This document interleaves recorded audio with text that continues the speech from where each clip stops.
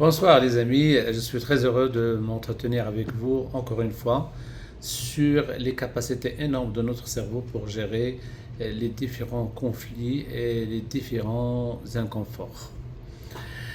Eh bien, lorsqu'une personne se trouve dans l'embarras, dans l'inconfort en général, c'est quelque chose qui le dérange, ce qu'on appelle inconfort. Ça peut être une douleur physique ou morale, ça peut être un regret du passé. Il a fait des mauvais choix, des mauvaises conduites, des investissements qui ont foiré, ou bien tout simplement, il a eu des remords. C'est un inconfort en rapport avec le passé. Soit il a peur. Il a peur pour sa santé, pour ses enfants, pour ses investissements, un certain nombre de choses qui le hantent en rapport avec le passé. C'est des choses qui ne sont pas encore arrivées. Et le passé, c'est des choses qui sont déjà arrivées et qui ont disparu, mais les séquelles persistent. Des signes persistent, soit en rapport avec le présent, ce qu'on appelle un inconfort du présent. Ça doit être une douleur ou bien tout simplement un stress négatif. Alors là, le problème se pose, c'est que la personne déjà va s'orienter vers le médecin. Ça, c'est une très bonne chose. Le médecin somaticien, le somatique, c'est-à-dire un médecin d'une pathologie organique, un cardiologue, neurologue, rhumatologue, etc. Ben, l'examen l'examine. S'il trouve une maladie, c'est très bien, ben, c'est très bien. C'est jamais bien une douleur ou un problème cardiaque. Mais finalement, si le médecin ne trouve rien, il lui dit, vous n'avez rien. Vous n'avez rien, monsieur, ça se passe ici. Ça, c'est une très mauvaise réponse de nous, les médecins. On ne doit jamais dire au patient, vous n'avez rien. Du moment qu'il a consulté, il a quelque chose. Il a un inconfort, il ressent un malaise. Donc, ça peut être physique, c'est facile à trouver, c'est facile à guérir. Pas facile à guérir, mais facile à diagnostiquer le plus souvent. Mais parfois, des gens, ils ont des douleurs thoraciques, des douleurs au niveau de l'épaule, ils ont des céphalées, ils ont des maux de tête, mais ils n'arrivent pas à mettre le point sur l'origine. Ou bien tout simplement des gens qui disent que je n'ai plus confiance en moi. Ou bien ils disent, j'ai peur de sortir dans la rue. Il y a des femmes qui me disent, docteur, je ne peux pas sortir. J'ai peur d'être agressée. Alors qu'il n'y a aucune raison. C'est vrai que le monde n'est pas sûr à 100%, mais quand même. Alors ces gens ont un problème. Un problème qui est dû à plusieurs causes. Soit une cause réelle du passé, soit des traumatismes ou des conflits, etc. Ou tout simplement, c'est leur imaginaire, l'imagination. Vous savez que par exemple, le cerveau enregistre des milliards d'informations et les analyse le indésien peut-être. Il y a des choses qui sont emmagasinées là-dedans et puis ils commencent à hanter la personne. Alors le problème de ces gens, c'est qu'ils consultent le psychiatre, le psychologue, c'est une très bonne chose, et ils ont des médicaments, des anxiolytiques, des antidépresseurs, qui sont très bien pour gérer par exemple des problèmes d'anxiété et tout, mais ils ne connaissent pas la cause. Et ils sont obligés de prendre ces médicaments. Je ne dis pas que c'est une mauvaise chose, je le répète encore, il faut consulter. Mais quand le médecin lui dit, monsieur, madame, vous n'avez pas grand-chose, vous avez une anxiété, il faut faire de l'activité physique, il faut. Il donne des ordres. Alors la personne ne l'accepte pas. Elle n'accepte pas ces ordres parce que ça perturbe son équilibre. Pourquoi? Parce qu'une personne qui est dans un malaise, elle présente des signes. Par exemple, l'insomnie, la peur, la boule dans la gorge, etc.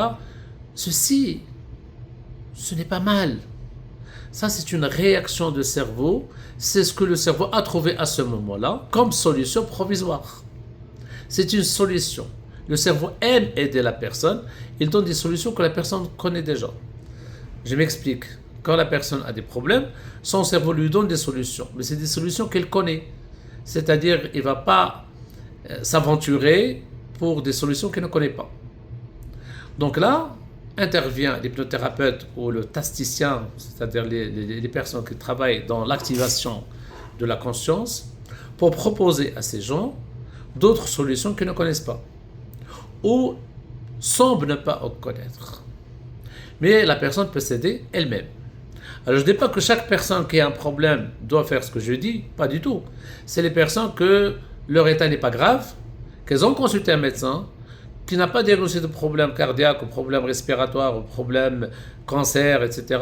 Il n'y a pas de dépression profonde, et le médecin lui dit fais ça, fais ça, fais ça, fais ça. La personne, il veut des solutions radicales et rapides, alors que c'est pas vrai. Il n'y a pas de baguette magique, jamais. La personne doit apprendre. Elle doit faire un apprentissage pour la guérison. Ce qu'on appelle apprendre à guérir. Apprendre à guérir, c'est activer son cerveau. Activer son cerveau, c'est pas de solution, chercher des solutions directes. Pourquoi c'est pas intéressant de chercher des solutions directes? Pourquoi? Parce que la personne n'est pas prête, le cerveau n'est pas prêt pour rompre cet équilibre temporaire. La personne qui a mal, son cerveau a fait un équilibre pour le préserver. Donc, il ne faut pas rompre cet équilibre, mais plutôt trouver une alternative. Trouver une alternative. Et l'alternative n'est jamais directe. Alors, le but principal pour ne pas être long et pour ne pas compliquer les choses, chercher l'auto-efficacité. C'est quoi l'auto-efficacité? Ce qu'on appelle également l'agentivité. L'agentivité, ça, on parle de ça depuis des années, des centaines d'années. Spinoza en a parlé, pas mal d'autres personnes en ont parlé. C'est cette capacité qui est en nous, cette graine qui est en nous, qui gère nos problèmes, qui arrive à trouver toujours la bonne solution. Rappelez-vous, vous avez eu des problèmes dans le passé et vous êtes arrivé à trouver une solution. Pourquoi? Pourquoi, à votre avis? Parce que vous avez quelque chose, vous avez une graine, mais pour le moment, elle est perdue. Donc il faut retrouver cette étincelle, il faut retrouver cette lueur, il faut retrouver ce pouvoir guérisseur. Alors comment le faire? C'est ce qu'on va développer un petit peu aujourd'hui dans cette séance et qu'on va développer dans les suites des vidéos qui vont suivre par la suite.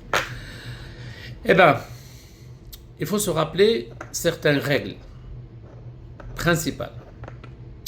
C'est que le cerveau travaille avec des symboles, ce qu'on appelle les métaphores. Notre vie est pleine de métaphores.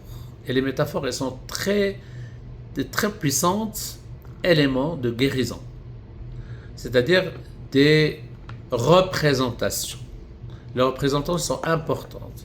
Donc il faut profiter de ce que vous ressentez comme représentation. Quand tu dis que ma vie, c'est du noir, c'est très bien. Le cerveau retrouve une explication. J'ai la gorge serrée. C'est bien. C'est pas bien, mais c'est bien pour nous, pour le thérapeute.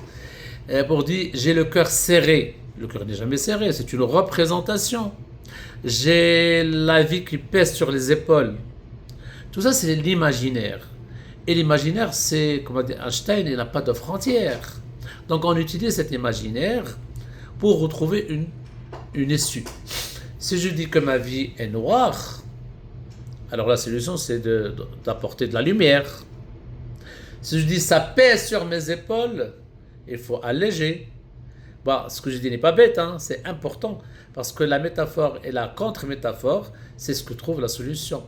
Alors là, tu vas trouver une alternative intéressante, parce que tu apprends à guérir. Donc c'est pour ça que le dessin est important. Avec tous mes patients, par exemple là, je travaille avec les représentations graphiques. Cette personne, elle me dessine un cercle, elle est encerclée dans ce cercle, elle est prisonnière. Pour elle, la solution, c'est de faire des ouvertures. Là, tu as la solution, tu as le problème et tu as la solution. Et là, il faut trouver un moyen pour aller de ce dessin vers ce dessin, tout simplement. Là, c'est l'imaginaire qui permet de faire ça. Et la personne va se retrouver d'une façon, pourquoi il va faire confiance à sa capacité de guérir. Et puis, on va aussi, la personne doit s'appuyer sur ces moments forts dans la vie. Les moments où, par exemple, il a essayé, où là, il a eu du succès dans la vie professionnelle, estudiantine, etc. Parce que ces moments, son cerveau était top, optimal. Donc, on va se rappeler des moments, des examens, des moments pas agréables, des moments d'apprentissage.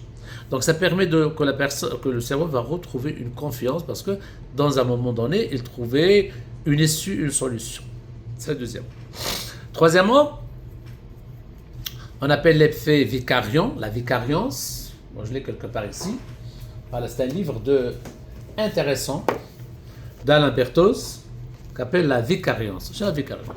Ça veut dire que si mon modèle ne marche pas, je trouverai un modèle plus intéressant et plus écologique. C'est-à-dire, je trouverai une personne, pas mon idole, mais si cette personne se trouve dans ce problème, qu'est-ce qu'il va faire?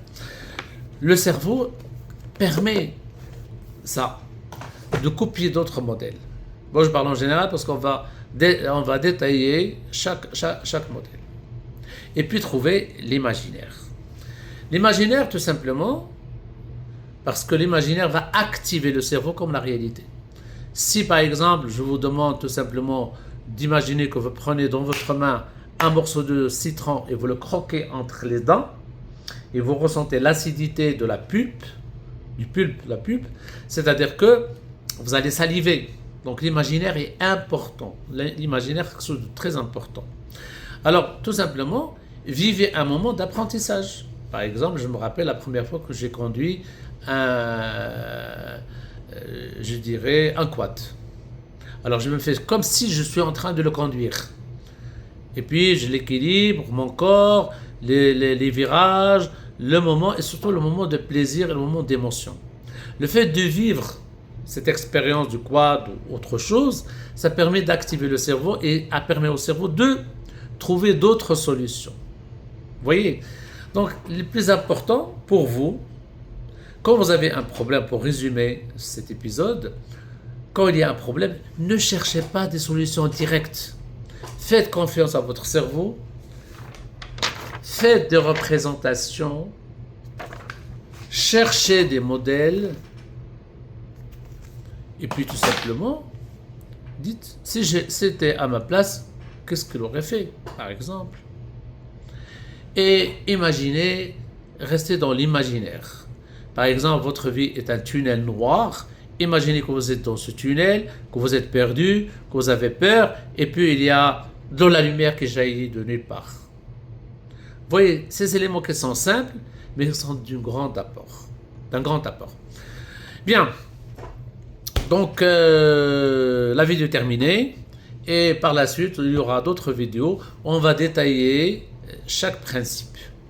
Bonne soirée et à bientôt.